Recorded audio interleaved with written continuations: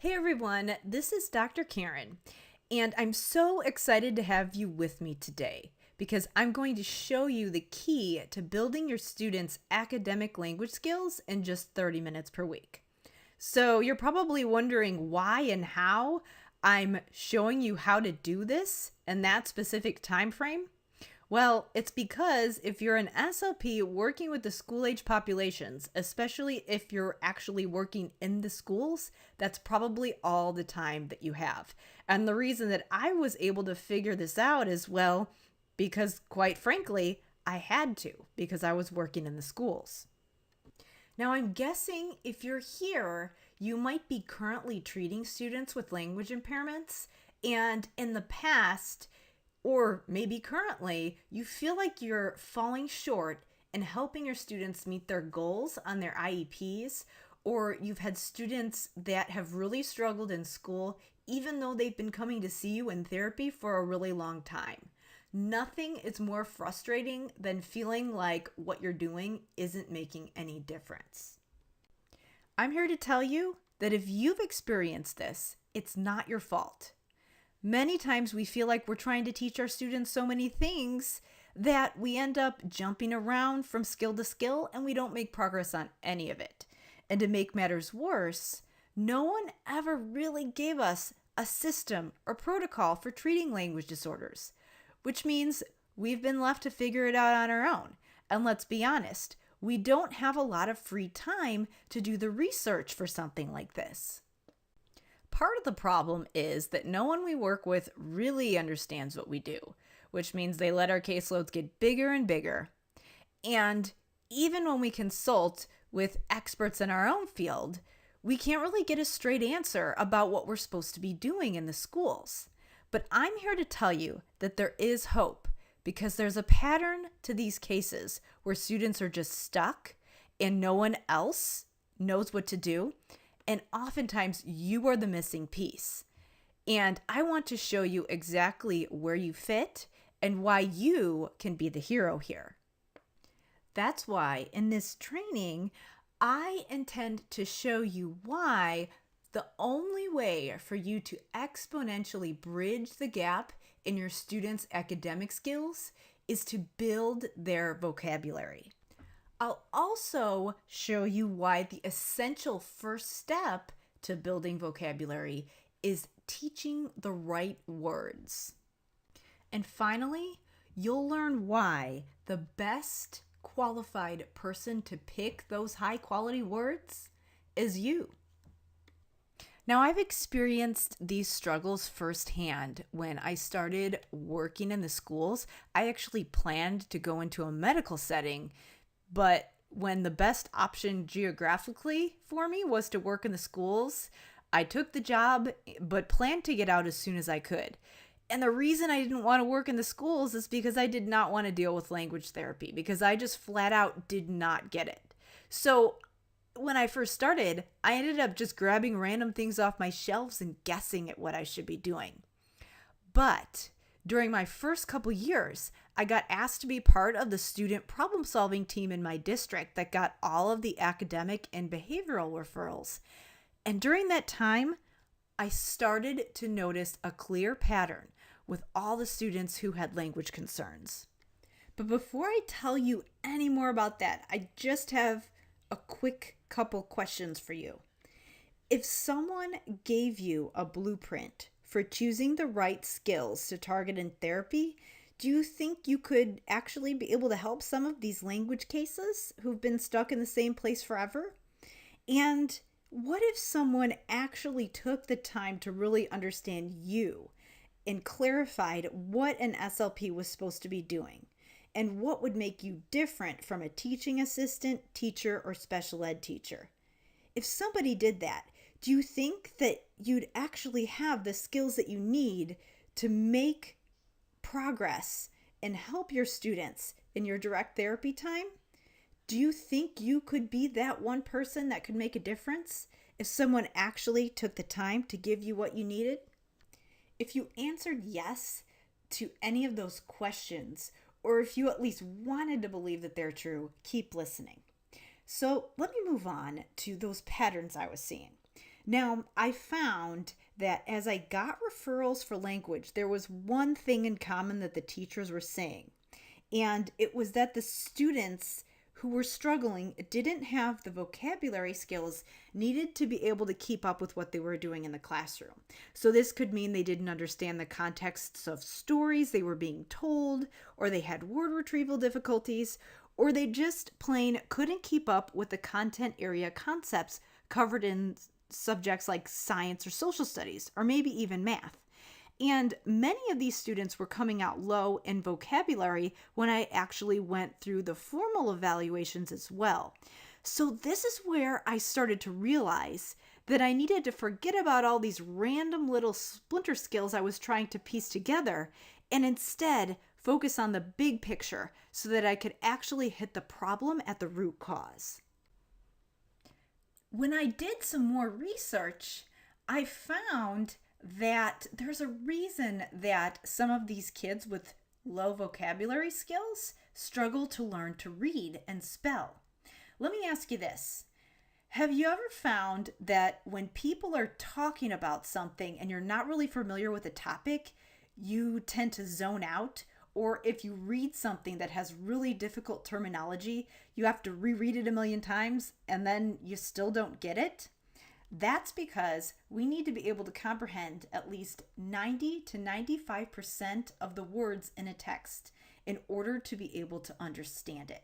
And that's why these kids with weak vocabularies struggle so much in school. So sometimes I want to pull my hair out when people say things like, "Oh, Johnny's not paying attention. Maybe he just needs medicine." No, people, he's lost. Every kid who's struggling does not have ADD. We can't focus on what we can't understand. So, sorry about that. I'll end my rant there. Some kids really do have ADHD or ADD, but not all of them. Some kids simply can't keep up because they're completely lost, because they don't have the background knowledge to know what the heck we're talking about. I also found that vocabulary skills are kind of like a crystal ball that can predict the future. What I really mean by that is that vocabulary skills in the early grades can actually predict which students will struggle in the later grades, especially with regards to reading comprehension. I also found that because vocabulary is correlated with reading and overall academic performance, some of the research showed that if you improve those vocabulary skills, you also will see improvements in reading and spelling and overall performance in school because that word knowledge is so important to our student success. Now that we've cleared that up, let's go back to that first point that I made, which is that the only way for you to exponentially bridge the gap in your students' academic skills is to build their vocabulary. Now, of course, everybody in the school system plays an important role in building students' vocabulary. But what about those students who aren't making the cut? Those students where academic instruction in the classroom just isn't enough for them. What do we do for them? Well, to clear that up, let me ask you something. Who understands vocabulary and language acquisition better than anyone else who's working in the schools? That's right, you, the SLP. When I realized this, and I was at this point of my journey, I was like, woohoo, I'll just fix my students' vocabulary skills and we'll all do the happy dance and it'll be great. So, of course, was I right? Was building my students' word knowledge the missing element? Yes, absolutely. But if you're anything like me and you know how it is when you're working with the school-age populations, you're probably feeling a little overwhelmed right now and thinking a couple of things in your head as you wonder how you can actually do this in real life. So maybe you're thinking, great, we've identified vocabulary as the culprit. Where do I even start now? Or you're wondering, okay, so I'm supposed to be building vocabulary skills that have to do with school. Does that mean I'm supposed to just review homework and worksheets and flashcards that the teachers send me? Because if that's the case, isn't this something that a tutor or parent volunteer could do? Isn't that all just pointless memorization? So yes, sometimes it is. Sometimes when you're using those type of materials that I mentioned, it does seem like pointless memorization. And it might be the way certain people use those tools. But the bottom line is that you, as the SLP, can add that strategic element that others can't.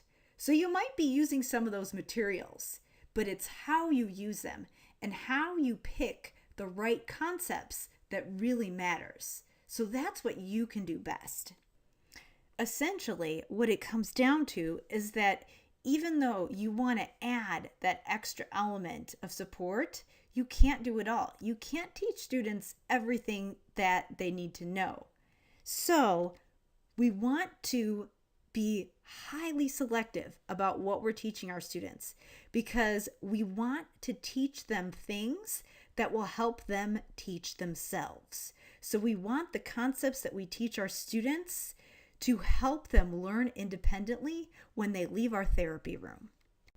When I first started really hitting vocabulary, I tried to reinforce all of the vocabulary that was coming from the classroom. So I would try to get word lists from the teachers of science and social studies vocab and reading vocab, and I found that I couldn't keep up.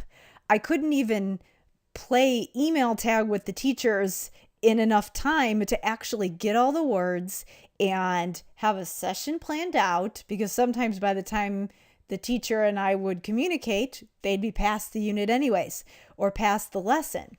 And to make matters worse, I didn't have enough time to hit all of those words, so I ended up just rushing through them. But my epiphany came when I realized I didn't have to hit all of these concepts. My students didn't need emphasis on all of these words that the teachers were covering in class. So let me show you a couple examples to help you understand what I mean. To make my point, let me ask you a question. Do you know what a cnidarian is? What about a lithosphere? Well, my 4th and 5th graders needed to know these things for their tests. And guess what? I had to look them up because when I was put on the spot, I didn't know them either, even with a master's degree and a doctorate. And I'd be willing to guess that while these words were words that students needed to know for their tests, they probably weren't very useful to my students' lives beyond that specific content unit. Now, I'm not knocking science at all, but what I'm saying is that you don't have a lot of time, so you want to use the little time that you have to focus on things that are going to be highly useful in your students' day-to-day lives. Here's another question for you. Do you know what a summary is? And do you use that word very often? And what about the word comprehend? Well, my students also needed to know what these words meant, but they needed to know these words across many contexts because they were always asked to give summaries, and they always had to think about whether or not they were comprehending things. And I'd be willing to guess that you might use these words across your day-to-day lives as well. And the thing is that my students really didn't know what these words meant either. So these types of words were a lot more important to my students' success than those content-specific words that only happened every once in a while. When I started to realize that I needed to prioritize so that I could get the biggest bang for my buck in therapy, I started to look for research and frameworks out there or programs. And I came across the framework described by Beck, McEwen, and Kukin in their book, Bringing Words to Life. And what they did was organize vocabulary into 3 tiers or categories of words. My suspicions about how to prioritize words were confirmed when I read into this framework a little bit further. So Beck et al. Described 3 different types of words, and the first one was called Tier 1, And these words that fit into this category are conversational words that happen often, but are easy for most kids. So this could include words like dog or pencil, or any words that we use often in day-to-day conversational speech. The majority of kids don't need us to teach them meanings of Tier 1 words. Tier 1 words are low priority simply because most kids can figure out what they mean just from the exposures they get during day-to-day conversation. I finally felt like I was getting part of the answer when I read further and found out that there are Tier 2 words, and these words are difficult for students and they happen often across academic settings. So this could include words like explain or persuade, which we might use sometimes in day-to-day conversation, but a lot of these words, because they're more complex and more formal, might be seen more often in academic specific contexts or textbooks or written language. Because these words tend to be difficult for students, many kids need us to directly explain what they mean in order for them to really understand their meanings and use them appropriately. Because they're difficult for many students and because they happen often, Tier 2 words are a high priority for direct instruction. The third category would be Tier 3 words. Tier 3 words happen in those specific content area units like science or social studies, and they're really only needed within the context of those specific units or discussions relating to those units. So this could include science words like vertebrate or social studies words like preamble. For Tier 3, they're technically considered low priority because they don't happen very often. So students do need some direct instruction of Tier 3 words to understand them, but it's really only necessary to give these explanations when we're addressing specific content areas. So maybe just during those specific units in science or social studies when we need to cover those concepts, but we don't need to be addressing those words across the board. And for us as SLPs, we want to teach our students words that impact them across the board. So for us, Tier 3 words really aren't a very high priority for our students when they come to therapy. So before I go on, I want to ask you, does learning this make you excited because it explains how you can best help your students? Because now we finally have some type of a framework that can help us prioritize. I know that when I learned about this, it was like, hallelujah, somebody actually took the time to explain this to us. But there's something else, because as you know, we're not teachers. This framework was made for teachers. So what we can do as SLPs is actually take this framework a step further, which makes it even more powerful because it only answers part of the question. It's really good, but it gets us just part of the way there. So there's something else that we need to do. My primary thought when I first learned about this framework, and I imagine you might be thinking this too, is I still don't think I can get to all these Tier 2 words. So we've prioritized it, but there's still too much to cover. Because as you know, if you look at reading curriculums, a lot of them have Tier 2 words that the teachers cover, but they have a 45-minute language arts period. We might have maybe 30, 40, if we're lucky, 60 minutes a week with our students. We still can't get to all the words that teachers are covering.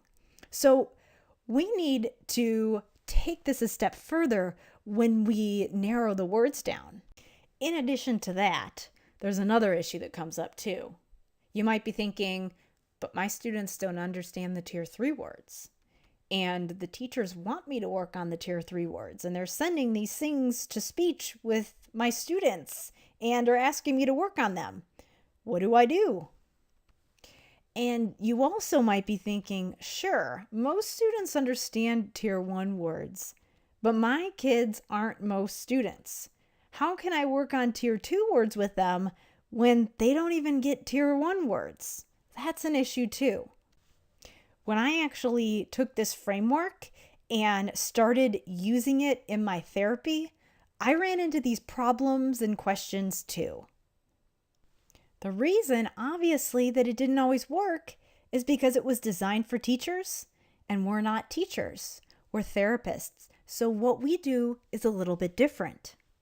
So let me tell you a little bit about how we can take this framework and make it work for us. There's two principles that we need to understand in order to do this effectively. The first one is this: our students need more. Usually, a student with a language issue isn't going to grasp onto the concepts as quickly as typically developing students. So they might need more repetition and reteaching with certain things. And they might need that special touch that we can give in our therapy time, where we might be able to pick words apart and explain them in more depth than what a teacher can do in a classroom full of students. And then here's the other principle that we can understand. Our students need less. Wait, what? Didn't I just say that our students need more? Well, I did. But what I mean here is that sometimes our students will benefit more from us going more in depth on fewer things, which means we focus on teaching fewer words and really dig in and study them, because what teaches our students to think about words differently is helping them pay attention to those features of words. And we can't do this if we skim right through it and try to cover too many words at once. So in order to make Beck's framework really work for us, we need to think about how they categorize the words in the first place.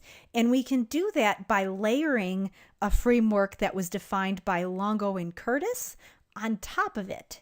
So to do that, we can ask ourselves two questions when we're prioritizing words. We can ask ourselves, does the word occur often? And will learning the word increase the chances that the student will learn more difficult words? Now, at first glance, it looks like these questions were what Beck used to categorize the words to begin with.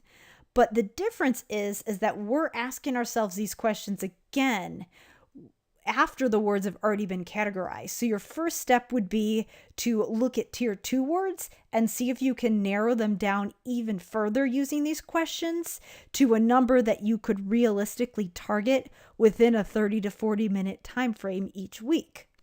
So that clears up the issue of having too many Tier 2 words. But one of the other questions was, what if students can't do the Tier 2 words?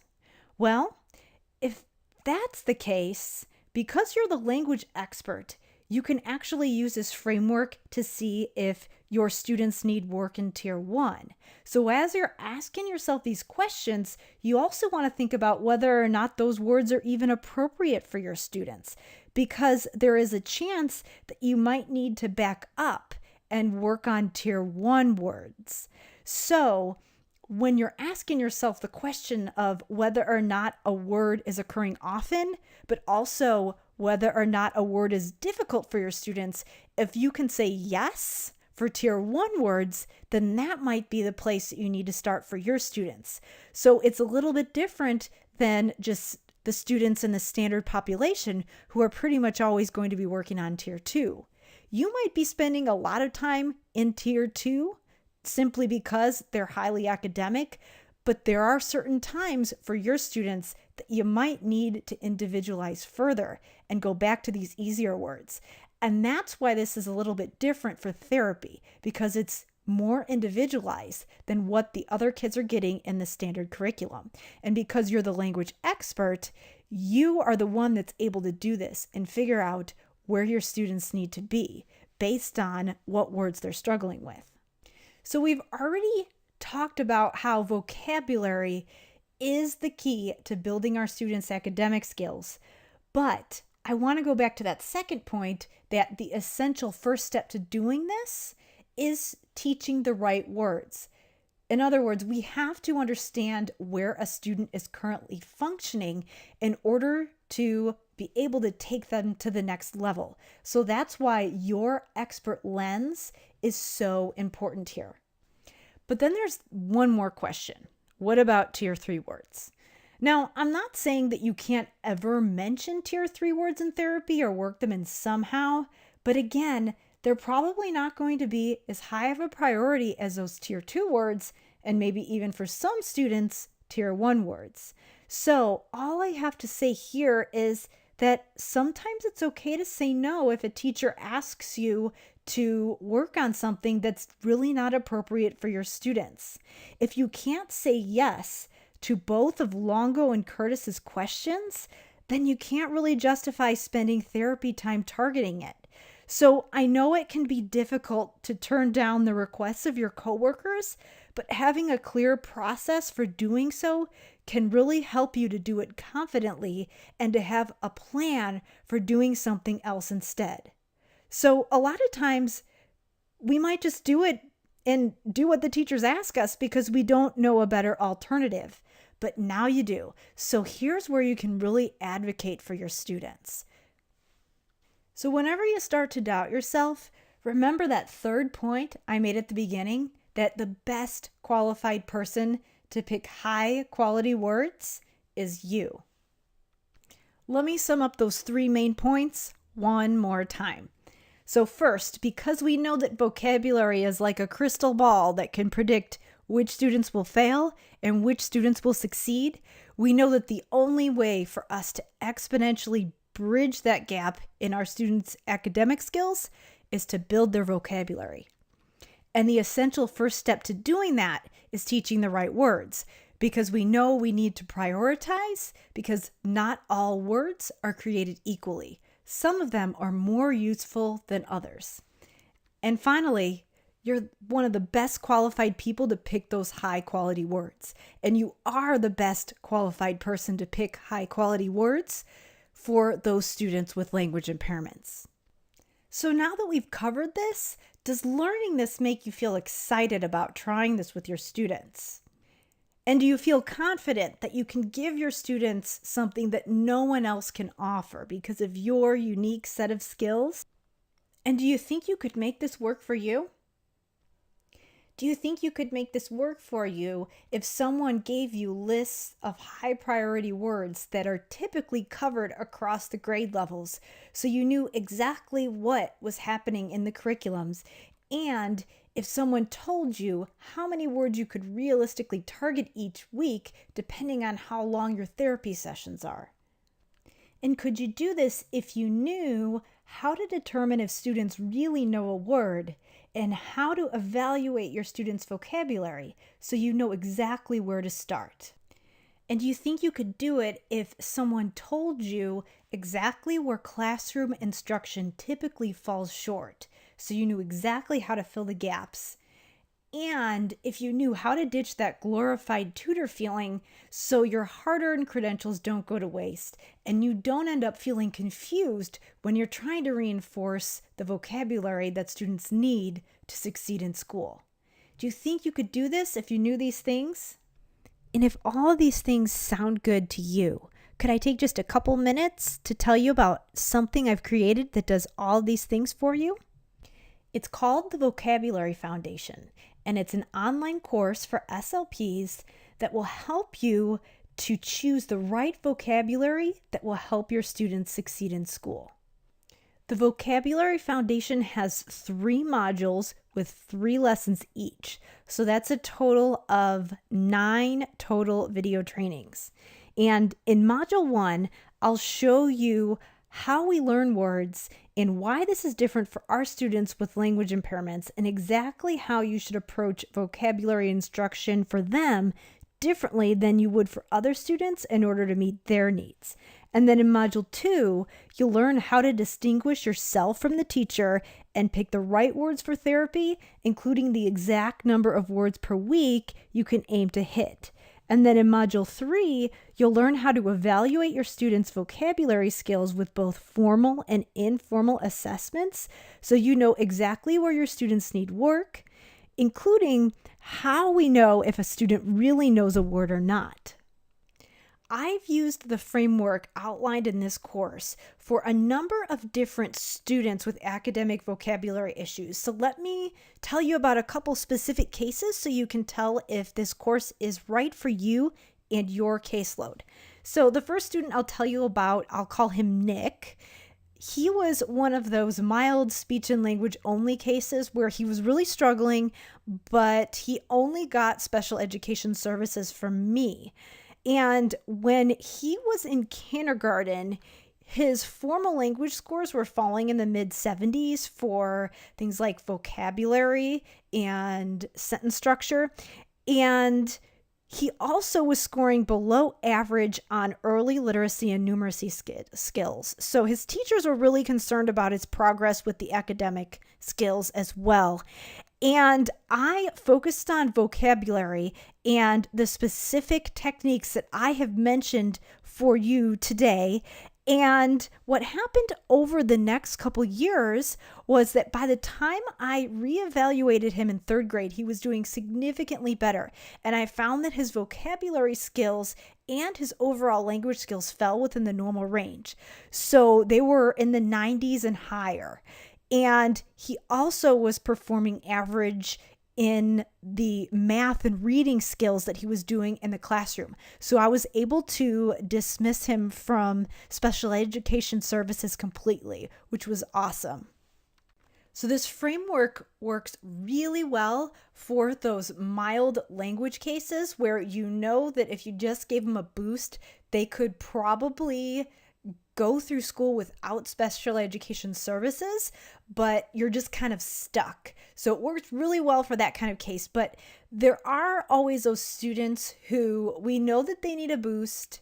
We know it's probably not realistic to assume that we'd eventually be able to get them out of special education, but we'd at least like to help them experience some success and to be more independent and to be able to function with fewer special education supports. So let me tell you about one of those cases as well. So I'll call this student Ryan. So Ryan is on the autism spectrum, and when he started kindergarten, he was I would say the speech and language as a related service student. So obviously he was getting support from other providers as well as me, but language was a huge issue for him.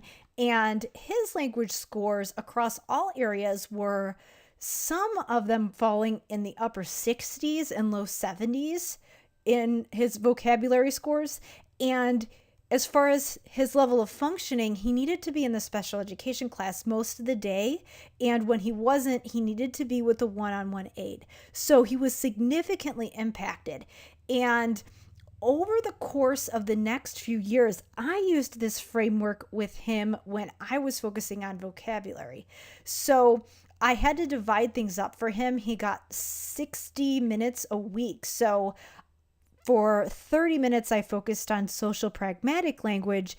And then for the other 30 minutes, I focused on vocabulary with him because he needed both. So I really had to prioritize because this student needed a lot of help. And over the next few years, when I reevaluated him when he was in fourth grade, by that time, he was able to scale back to getting just resource services. So he was in a co-taught setting for things like reading and math. So he was in the regular classroom. And at that point, his vocabulary was in the normal range. Now, he still needed help on social pragmatic language, but we got the vocabulary to the point where we didn't need to work on that directly in therapy anymore. So he was significantly more independent, and I was able to narrow things down and not need to work on that vocabulary as much with him and strictly focus on the social pragmatic issues. So for him, that was a huge win because we were able to eliminate some of those things that were a huge struggle for him in his early grades. And he was doing significantly better from a functional standpoint. Let me go over what you'll get if you sign up for the Vocabulary Foundation. First, you'll get the course modules, and that includes 3 hours worth of training. So again, it's 3 modules with 3 lessons apiece. So that's 9 total video training. And that is valued at $297. And in those video modules, you'll learn exactly how to pick vocabulary for therapy, including how you should approach instruction for your students with speech and language impairments differently than you would for other students to meet their needs. You'll learn how to distinguish yourself from the teacher and pick the right words for therapy. You'll learn how many words to target, and you'll learn the best, most efficient ways to evaluate your students' vocabulary, all so that you can help your students make real, measurable progress in school. So with this package, you'll also get, in addition to the course modules that are valued at $297, and again, remember these prices are what I would charge if I was selling them a la carte, just one at a time. That's not what I'm offering you today, but this is what they would be worth if you bought them all separately on my website. So in addition to the course modules, you'll also get a booklet that's over 80 pages called 540 Tier 2 Words. And that's essentially what it is. And there's a picture of what they look like. So it's word lists and flashcards, and they're all organized by grade level, and they're all Tier 2 words so that you know what Tier 2 words are appropriate for what age, so that you don't have to go digging through curricular materials to find Tier 2 words that are appropriate for your students. Of course, you can always integrate some words that are related to what's going on in the classroom as well. But this way, if you don't have time to always be trying to catch up with teachers, you can have a set of words at your fingertips that you can use in therapy. And for those students who might need work with some of those basic concepts, I have also included sets of flashcards that address those Tier 1 basic concept words. So you get a total of 168 flashcards that address temporal, spatial, and quantitative concepts for those students who need help with some of those easier words. In addition to these tools, you also get a booklet that goes along with the course modules that outlines formal assessment for vocabulary. So I go through some of the common norm reference assessments out there and tell you which ones measure what skills and how to use those effectively to help diagnose vocabulary issues in your students so that you know when you need to target this in therapy. But then I also outline how you can measure vocabulary when you are just tracking progress in therapy, when you're not necessarily trying to diagnose, but you're just trying to see if your students are making progress. So I outline how to effectively take data for those types of things as well. And so you get a booklet that goes along with that protocol. So if you were to buy all of these things separately on my website, it would cost you $465. But that's not what I'm offering you today, because I know that it's really hard for you to compile all these materials, and I want to give you a better value than that so that you can get started with this right away. So because I know buying all those things separately would be a big investment, I want to make this easier for you. What I'm doing right now is opening up enrollment for the Vocabulary Foundation 3 times per year for $147. All the other times of the year, if you'd go to my site, you'd be able to get information, but you wouldn't be able to enroll.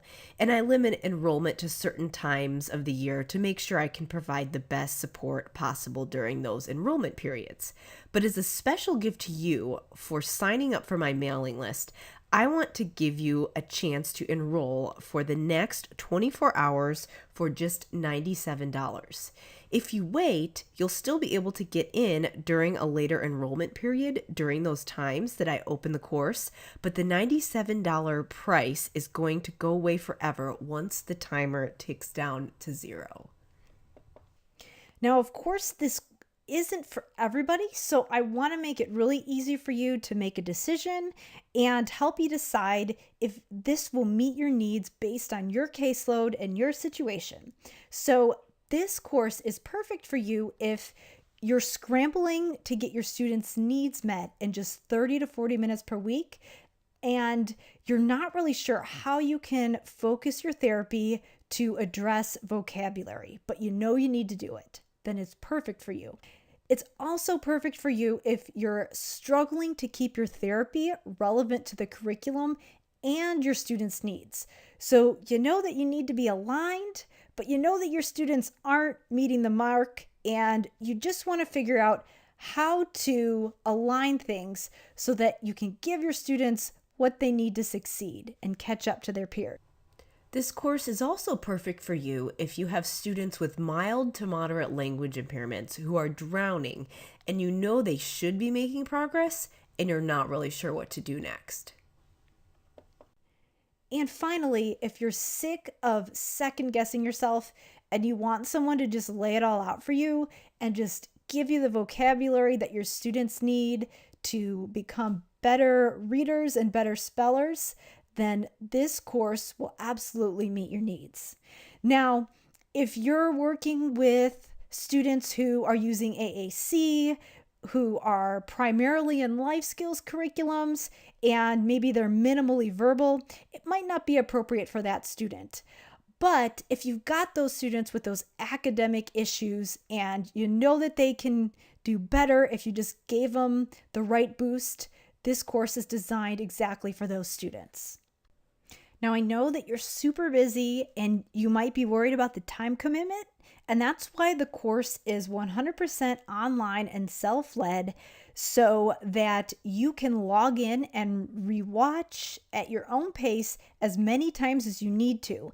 And I've got those printable resources that help you to save time by just highlighting those key concepts so that you don't have to go digging through a lot of curriculum materials. You've got all the words right at your fingertips that you need in order to help your students and prioritize your therapy. And once you go through the course, you'll know exactly how to do that. So it might be a couple hours for a couple weeks up front that you might have to commit to learn this process. But after you do that, you'll save time in the long run. And the best part of it is that you have lifetime access to the material. You don't have to travel to get this information. It comes right to you online. You can log in whenever you need to. So if you find that you're getting slammed right now, or you sign up and then you get busy for a couple weeks, you can always make your purchase now and then come back to it when you have time, or review it if you ever need to watch it again. So again, this is everything you get if you enroll in the Vocabulary Foundation today, and I can't wait to share it with you. You get the entire Vocabulary Foundation course, the 540 Tier 2 words, the basic concepts for language therapy, and the formal assessment and functional assessment protocols, with a total value of $465. But for you, if you join within the next 24 hours, you can get it for just $97. This is a one-time offer, so if you wait, this offer will never be available to you again in the future. So if you're sick of second-guessing yourself, and if you're ready to start building the vocabulary foundation your students need to succeed in school, click Join Now below this video to sign up. Thanks again for watching, and I'd love to see you in the members area.